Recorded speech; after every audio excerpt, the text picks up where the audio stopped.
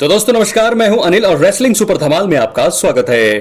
तो दोस्तों Roman Reigns की WWE में वापसी मौजूदा समय में फैंस के बीच काफी ज्यादा चर्चा का विषय बन चुकी है। इस बात की संभावना है कि रेमन रेंस इस साल समरस्लैम के जरिए वापसी करते हुए दिखाई दे सकते हैं। रेमन रेंस का वापसी के बाद मुख्य लक्ष्य सोलो सिकोआ से बदला लेना होगा। दोस्तों आपको बता दें कि former undisputed WWE champion Roman Reigns return के बाद इसके अलावा भी कई रोचक चीजें करते हुए दिखाई दे सकते हैं। इस वीडियो में हम ऐसी दो हैरान करने वाली चीजों का जिक्र करने वाले हैं जो कि रेमन रेंस WWE में वापसी के बाद कर सकते हैं। पहला काम वो क्या कर सकते हैं आपको बताते हैं। रेमन रेंस WWE में वापसी के बाद हील के रूप में ही काम करना जारी रख सकते हैं। दोस्तों सोलो सिकोआ द्वारा ब्लड लाइन को टेक ओवर करने की वजह से फैंस के मन में सवाल होगा कि रेमन रेंस बेबी फेस के रूप में आएंगे।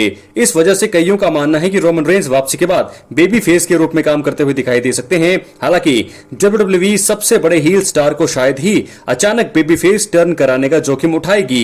वैसे भी रेमन रेंस का हील कैरेक्टर आइकॉनिक रहा है, यही कारण है कि वापसी के बाद विलन के रूप में ही काम करना वो जारी रख सकते हैं। देखा जाए तो रेमन रेंस हील रहकर ही सोलो सिकोआ और उनके खतरनाक फैक्शन से बेहतर तरीके से निपट सकते हैं और उनका जो ये किरदार है, यही किरदार है जो सोलो सिकोआ और उनके खतरनाक ब्लड लाइन फैक्शन को तबाह कर सकता है। दोस्तों अब हम बात करेंगे दूसरे सबसे बड़े तरीके की जिसके बाद आने के बाद रेमन रेंस कर सकते हैं। WWE में वापसी करने के बाद कोडी रोड्स के साथ दुश्मनी का वो अंत कर सकते हैं।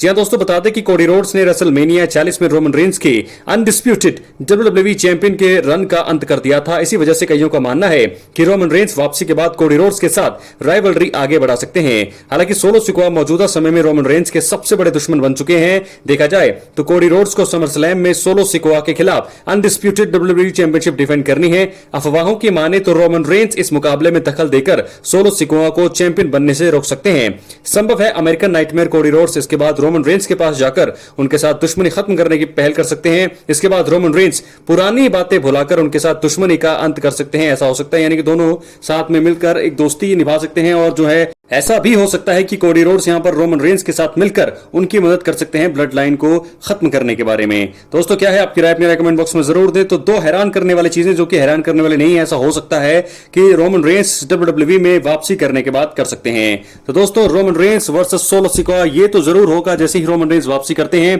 क्योंकि सोलो सिकोआ और उनके खतरनाक फैक्शन ब्लड लाइन का हाल जो रिएक्शन होगा वो देखने लायक होगा जब रेमन रेंस एंट्री करेंगे बिल्डिंग में। ये बड़ा सवाल रहेगा। हालांकि स्मैकडाउन की बात की जा रही है कि समरस्लैम से जो पहला स्मैकडाउन लास्ट स्मैकडाउन होगा वहां पर रेमन रेंस वापसी कर सकते हैं। लेकिन सबसे बड़ी बात यह है कि शायद समरस्लैम में ही वो वापसी करते हुए हमें दिखाई दे सकते हैं, क्योंकि समरस्लैम 2020 में रेमन रेंस ने हील के रूप में काम किया था और कमाल की वहां से वापसी करने के बाद अगले 4 साल कमाल के निकले थे रेमन रेंस के। तो वही समरस्लैम है 2024 है। 4 सालों के बाद क्या एक बार फिर रेमन रेंस कमाल करते हुए दिखाई दे सकते हैं? उनकी एंट्री कैसी होगी ये भी एक बड़ा सवाल होगा। अपनी राय कमेंट बॉक्स में जरूर दें। मिलते अगली वीडियो में, तब तक के लिए बहुत बहुत धन्यवाद।